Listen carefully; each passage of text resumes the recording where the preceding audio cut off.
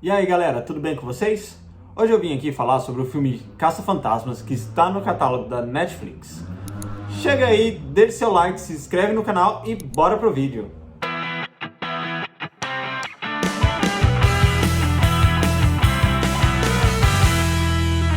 O filme foi lançado em 2016 e é uma comédia que conta com a direção de Paul Feig, famoso por ter dirigido The Office e Arrested Development, e também com Ivan Reitman, muito lembrado pelo Space Jam e Up in the Sky, e Amy Pascal, de Venom e Homem-Aranha, de Tom Holland, como produtores. O filme começa com uma mansão que as pessoas dizem ser mal assombradas e essas pessoas fazem tour por essa mansão com alguns turistas.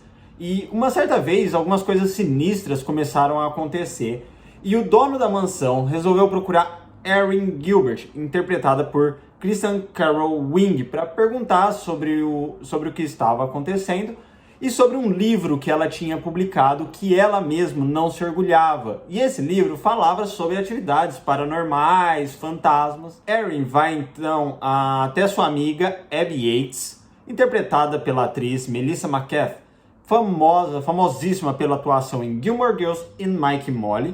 E ela tem uma parceira, e então as três acabam indo para a mansão investigar o que aconteceu.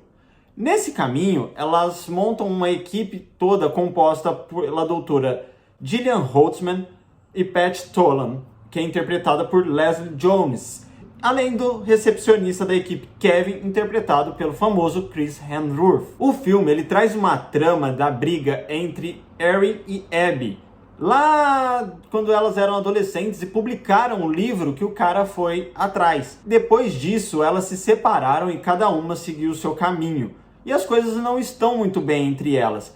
Isso é muito abordado no filme e é de uma maneira muito engraçada, fazendo muitas piadas, muitas provocações entre elas. Uma coisa interessante sobre esse filme em relação aos filmes de 1984 e 1989 é que a equipe de caça-fantasmas desse é só de mulheres, com exceção do secretário delas. Então os papéis foram invertidos. A propósito, o Chris como secretário está muito bom nesse filme. Ele é muito engraçado e faz aumentar muito o tom de humor do filme. Que tipo de experiência você teve na sua vida? Boa pergunta. Eu tive várias profissões. Eu dei uma de ator. Trabalhei Peraí, só um minutinho. Por que os seus óculos não têm lentes? Tá. Elas viviam embaçadas. E aí, eu tirei. O filme faz algumas referências, como por exemplo, quando elas estão em frente a um teatro e tem uma multidão lá falando que vai ter um show do Ozzy Osbourne. Quando a Patty, ela tá sozinha procurando um certo fantasma e ela inclusive cita que ela ficaria muito mal se aparecessem as gêmeas do Iluminado. I just thought this was gonna be like a book club, play some Stevie Nicks albums, you know. Because I'm telling you right now, if I see two twins from The Shining, I'm gonna pass out. Okay, yep. Room full of nightmares. Not going in there. Quando elas se juntam e começam a procurar os fantasmas, o primeiro fantasma que elas vão atrás é um que a Patty viu nos metrôs de Nova York. E quando elas vão lá para os metrôs de Nova York para capturar esse fantasma, elas acabam gravando tudo que elas estão fazendo. E esse vídeo repercutiu muito na internet, indo parar até nos noticiários. Nisso, o âncora do jornal que estava passando esse vídeo começa a chamar elas de caça-fantasmas e levam até um analista de atividade paranormal lá, e esse analista descredibiliza totalmente ela. Enquanto elas estão vendo aquilo ali na TV, os donos do teatro lá que tinha o fantasma, que elas foram, que ia ter o show do Ozzy, liga para elas falando que tinha alguma coisa acontecendo lá. E então no final eu acho que até valeu a propaganda no jornal, né? Quando elas estão se preparando sempre para investigar esses fantasmas aparecendo pela cidade de Nova York, a Patty chega com alguns roupões meio sujos, meio cinza, os roupões na verdade que são usados pelos trabalhadores do metrô. E nisso a Holtz chega dirigindo o famoso carro do Caça-Fantasmas, que ela adaptou completamente. Tem o símbolo dele na porta, giroflex, todo o equipamento dentro do carro. O filme, além de um tom de humor, ele acaba trazendo também, por essa busca, por essa caça aos fantasmas, um tom bem apreensivo. O público fica um pouco apreensivo e fica um pouco assustado, porque você não sabe, você imerge no filme. Enfim, elas capturam o primeiro fantasma delas para poder provar que os fantasmas realmente existem, e elas fazem isso na frente de muita gente olhando. E isso acaba popularizando ela. Aí entra novamente outra análise que o filme traz, que é a necessidade de a personagem, no caso a Erin, ter que sempre provar as coisas, inclusive usando métodos científicos para provar. Contraste com isso, a gente tem a outra personagem, Abby, que não tá nem aí para nada. É aquilo e pronto. Para provar as coisas, essa ânsia de querer provar que ela sempre tá certa, que ela precisa não provar para si mesma, mas precisa provar para todo mundo o que tá acontecendo, a Erin libera o fantasma que elas tinham capturado. E aí começa um caos generalizado em Nova York. Quando a Erin acaba de liberar, tá um caos, aparecem 2 agentes de segurança nacional e pegam as 4 e acabam levando lá para o prefeito da cidade. Inclusive, um desses agentes é o ator Matt Walsh, que está interpretando o agente Rourke. Nesse ponto, o filme faz mais uma crítica sobre todos quererem ter fama e que ninguém quer dividir isso.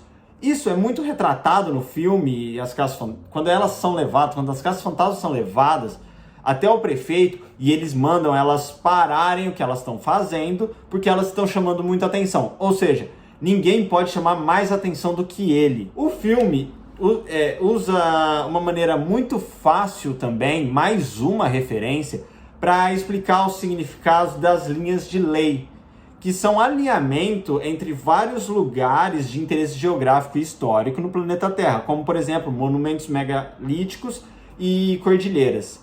No filme, essas linhas elas são usadas para identificar lugares em que as aparições fantasmas estão acontecendo. O que isso parece? Ah, é um xizão, que cruza uns xizinhos. Linhas de lei. O que é isso? É uma rede oculta de linhas de energia que cruzam a Terra. É uma corrente de energia sobrenatural.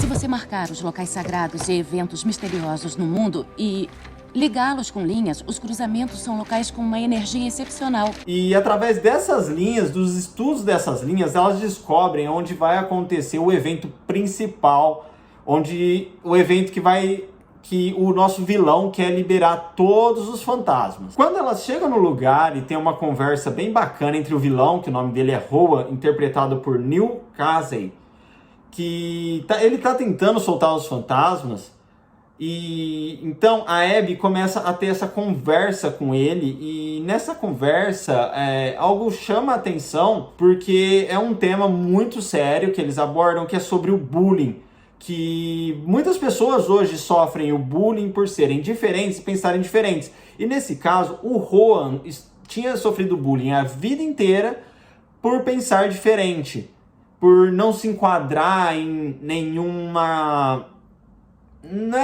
classe, mas nenhum grupo ali desde a escola até como adulto. E esse bullying faz crescer muito dentro das pessoas um sentimento de revolta. E é isso que é retratado no filme. Quando essa pessoa tem poder suficiente, ela tenta se vingar dos abusadores, que é o que o Rowan estava tentando fazer. O filme tem um plot twist muito bom quando a equipe de caça-fantasmas chega no lugar e desativam a máquina que o Rowan estava usando para liberar os fantasmas. Nesse ponto, o filme começa a ficar um pouco mais calmo, e a gente até pensa ali que ele tá caminhando pro final. Nossa, legal, desligaram a máquina, vai evitar toda a catástrofe. Mas, de repente, tem um plot twist, e é aí que a ação do filme realmente começa. A música clássica dos Caça-Fantasmas é tocada diversas vezes durante o filme e traz uma nostalgia muito grande para quem assistiu desde o primeiro, o segundo e esse. Os Caça-Fantasmas de 2016 é um filme de ação com muito humor envolvido e faz referência forte a outros filmes, séries, sagas e até ele mesmo. A partir desse ponto, o filme faz mais referências, incluindo, por exemplo, Peter Pan, poses musicais, mas você tem que assistir o filme para poder pegar isso. Porque se eu continuar falando muito do filme aqui, se eu desenrolar a história, vou dar muito spoiler para vocês. A única coisa que eu posso dizer é que as cenas pós-crédito são de como a equipe caça-fantasmas, depois de salvarem Nova York inteira, elas são autorizadas a continuar com as pesquisas que elas faziam e como elas estão depois dessa autorização. O filme contou com um orçamento de 144 milhões de dólares e teve uma bilheteria de 229 milhões.